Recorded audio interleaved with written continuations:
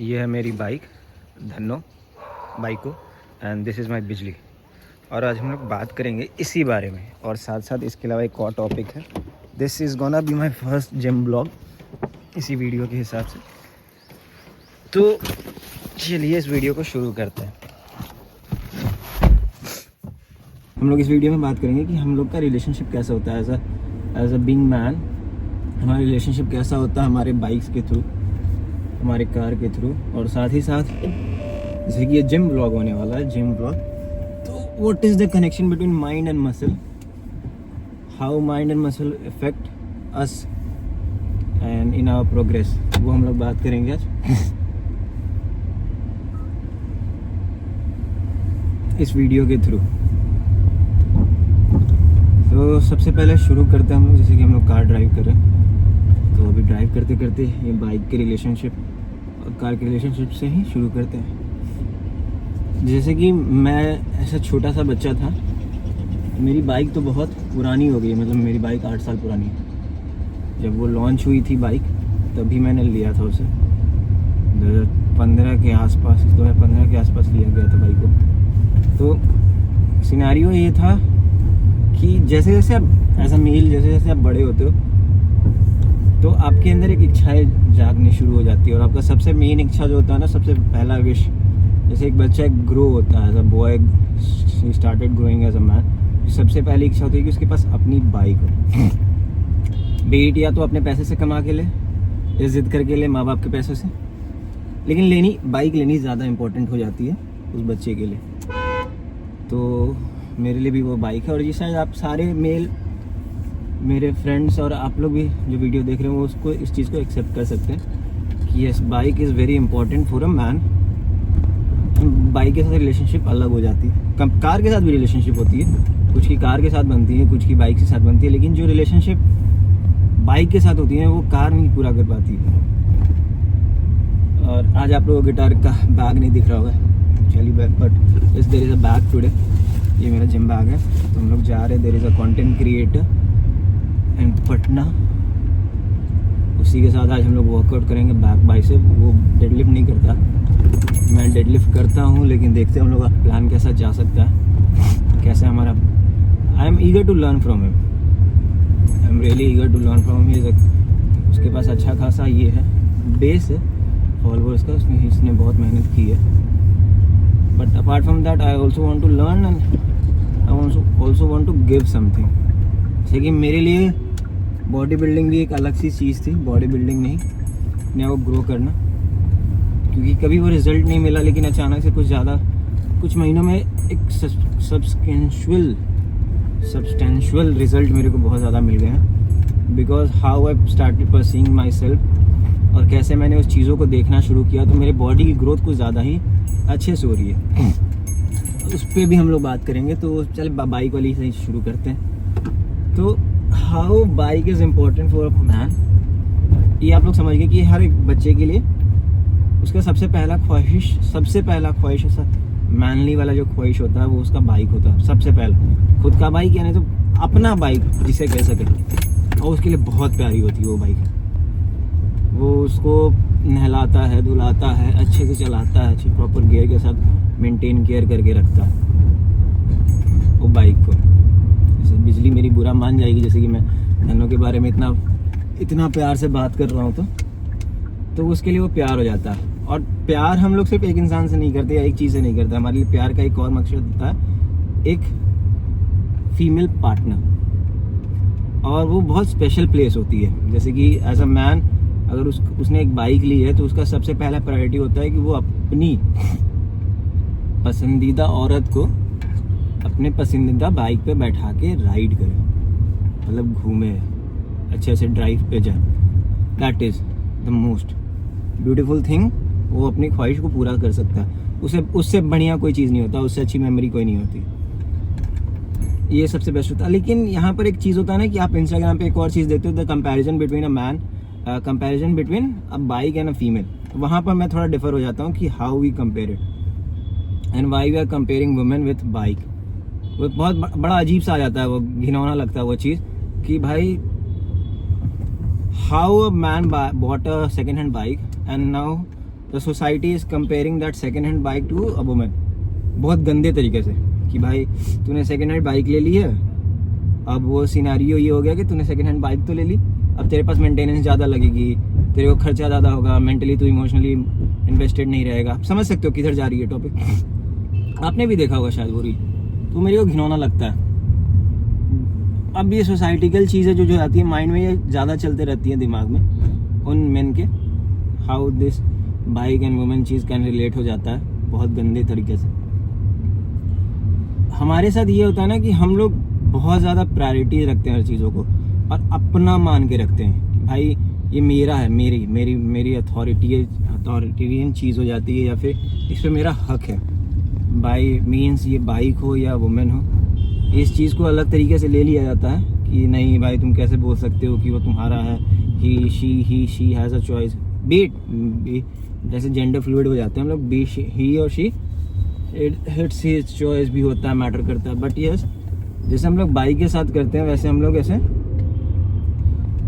अपने प्यार करने वाले के साथ भी करते हैं कि नहीं भाई मेरा ही हो। तब वहाँ पर सिनेरियो होता है ना कि उनको बुरा भी लगता है इस चीज़ों में कि मेरे पास मेरा बाइक है तो मैं चाहता हूँ कि मेरी बंदी या मेरा प्यार मेरी बाइक पे ही बैठे और किसी की बाइक पे नहीं बैठे। ये थोड़ा पॉजिटिवनेस हो जाता है कि वो किसी और के बाइक पे ना बैठे, वो तुम्हारे साथ ही घूमे, मेरी घुमाए, वो स्पेशल बना है। जैसे कि तुम्हारे लिए वो बाइक स्पेशल है तो वो फैमिली पे स्पेशल है, और दोनों स्पेशल चीज़ को आप एक साथ रखना चाहते हो। बाइक तो कहीं नहीं जा रहा, बाइक किसी और को नहीं बैठाएगा, और वो फीमेल को भी चाहेगा कि आप किसी और के बाइक पे ना बैठो। एक थोड़ी सी इच्छा हो जाती है हर मेल के पास, वो बहुत ज़्यादा बाइक बहुत ज़्यादा इंपॉर्टेंट हो जाता है एज अ मेल, अब बहुत ज़्यादा सेंटिमेंटल चीज़ हो जाती है। But yes, you can't control anyone, that is in the end it's the choice of the person. But आप इसको भी निगलेक्ट नहीं कर सकते कि हाँ, एक बंदा के लिए उसकी बाइक और उसकी feeling with bike is very apart, मतलब बहुत अपार्ट नहीं होगा, अपार्ट नहीं होगा, बट बहुत ज़्यादा वो डिवोशनल हो जाता है वो चीज़, बहुत ज़्यादा। ये था सिनेरियो। और यहाँ पर एक उल्टा भी होता है ना कि यार अगर सामने वाला बंदा ये चीज़ बोल रहा है कि भाई वो बाइक पे तुम्हें ही बैठाना चाहता है, तुम्हें ही घुमाना चाहता है, या फिर कार की ये सीट सिर्फ तुम्हारी है, तो एज अ फीमेल और एज अ सेकंड पर्सन, ऐसा नहीं कि लड़कियां भी ये चाहती हैं, लड़कियां भी कार खरीदती हैं, लड़कियां भी बाइक राइड करती हैं, तो वो भी चाहते हैं अपने बंदे को बैठाना। तो फिर लेकिन वो सामने वाले बंदे को भी समझना चाहिए कि this is a little bit too much expectation, क्योंकि आप यहाँ पर एक अपनी बहन को ही बैठाओगे, अपनी दोस्त को ही बैठाओगे, या अपने दोस्त मेल को ही बैठाओगे, या फिर पापा को बैठाओगे, मम्मी को बैठाओगे, या फिर बीट एनी जेंडर, तो आप ये स्पेस ऐसे आप डिनोट नहीं कर सकते उन सामने। बाइक पे भी हो तो अपनी सिस्टर को बैठा सकते हो, आपकी फीमेल फ्रेंड हो सकती हैं, उनको बैठा सकते हो। तो जो हमारे माइंड में स्पेशलिटी रहती है कि नहीं भाई ये स्पेशल प्लेस है किसी पर्सन के लिए, तो वो एक बहुत ज़्यादा डिमांडिंग हो जाता है। बट येस, वो फीलिंग नहीं होती है डिमांडिंग, वो स्पेस जो होता है ना वो कोई और नहीं ले सकता है। That is back seat always belongs to the women who that man loves. वो बाइक भी उस जर्नी का पार्ट होती है, उस प्यार का। ये शायद मैं बोलना चाह रहा था। हम लोग जा रहे हैं राजेंद्र नगर, थोड़ा दूर है मेरे घर से, एक वर्कआउट के लिए बड़ा दूर जाना पड़ रहा है। कंटेंट व्यूज़ के चक्कर में करना पड़ रहा है। अच्छा लड़का है ये, मतलब he is a more kind of मेरे दोस्त का दोस्त है, तो अच्छी बातचीत हो रही थी। तो हमारा एक था सेशन हमेशा से कि हम लोग करते हैं ये बाइक बोल रहा हूँ, ये बैक का सेशन लगाते हैं, साथ में वर्कआउट करते हैं। पता नहीं उसने आज बड़ा अजीब सा चीज़ बोला, मेरे को बड़ा अखर गया कि साला डेडलिफ्ट नहीं करता है। डेडलिफ्ट क्यों नहीं करते हो भाई? Why you are not doing deadlift? ये सवाल मैं पूछूंगा and I will learn and I will ask few question, क्योंकि एक चीज़ और है जो मैं ऐसे सोसाइटिकल चीज़ों से पूछना चाहता हूँ। Why most men start gyming, या why women, men or any individual wants to join gym? What is the main reason? पहला reason, body shaming. As we individual human beings, we have been going through a lot of body shaming, no matter what happened. आप कितना भी neglect कर लो, आप हुए हो, आप मोटे हो तो आपको मोटे होने के लिए बोला गया, आप पतले हो तो आपको पतले होने के लिए बोला गया है, आप अच्छे नहीं दिखते हो इसलिए आप जिम जाते हो, आप अच्छा दिखना चाहते हो इसलिए जिम जाते हो।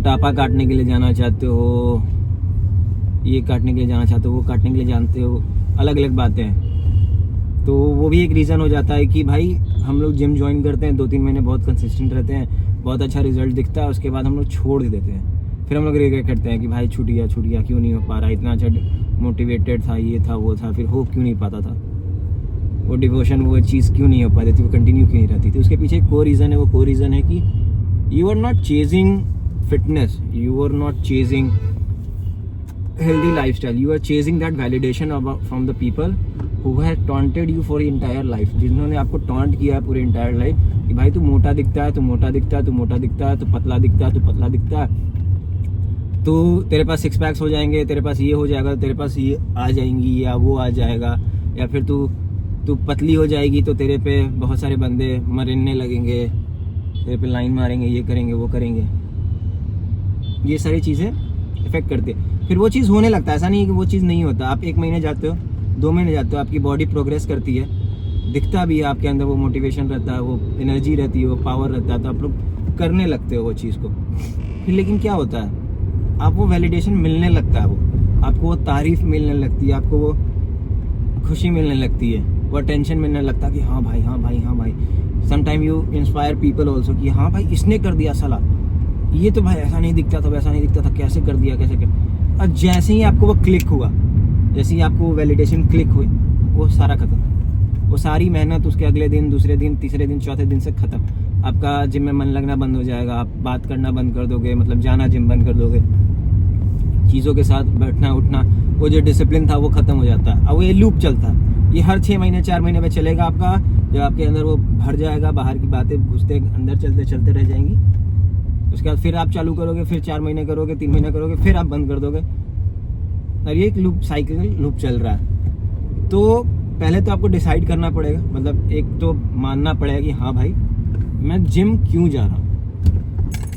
पहले आप उसको मान लोगे तो फिर चीज़ें आसान हो जाएगी। जैसे कि मैं अपनी कहानी बताता, भाई मेरे को बहुत ज़्यादा बोला जाता था, मेरे को बहुत ज़्यादा पतलू है, ये है वो है, अजीब अजीब नाम रखे रहते थे, पतला ये है, तो मैं उस चीज़ को चेज करना था। मेरी बॉडी अच्छी बन जाती थी, पट पट पट पट 2 महीने 3 महीने 4 महीने में भाई अच्छा मसल मास आ जाता था, दिखने लगता था भाई।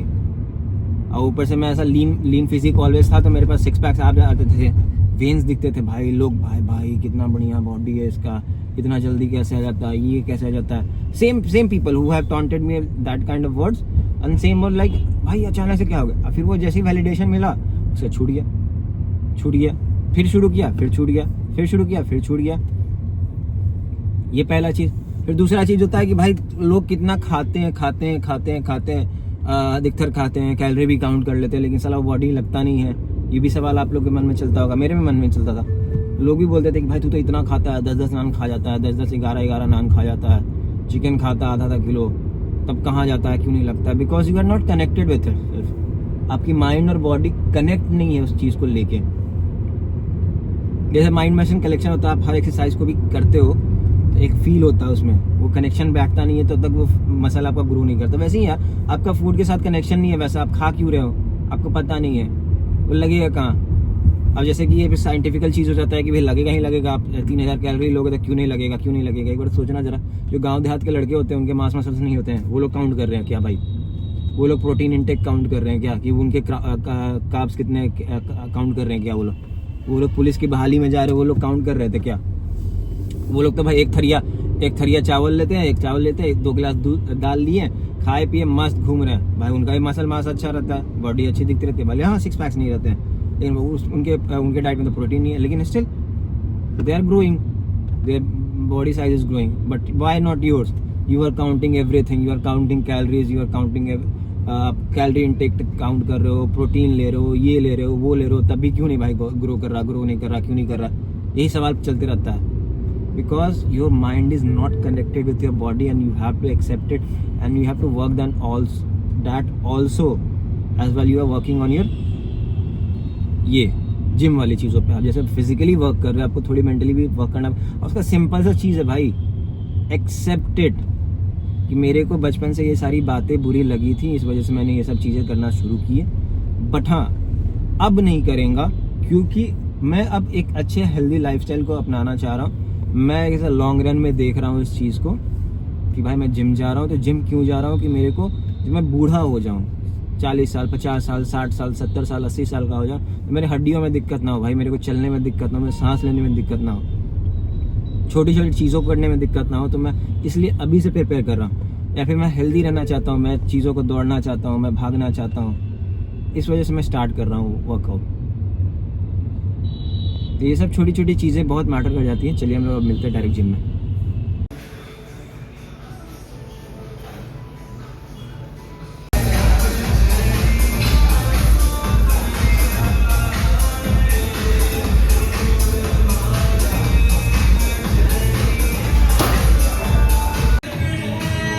भाई का पहला सेट 40 kg डंबल हुए और मेरा 25।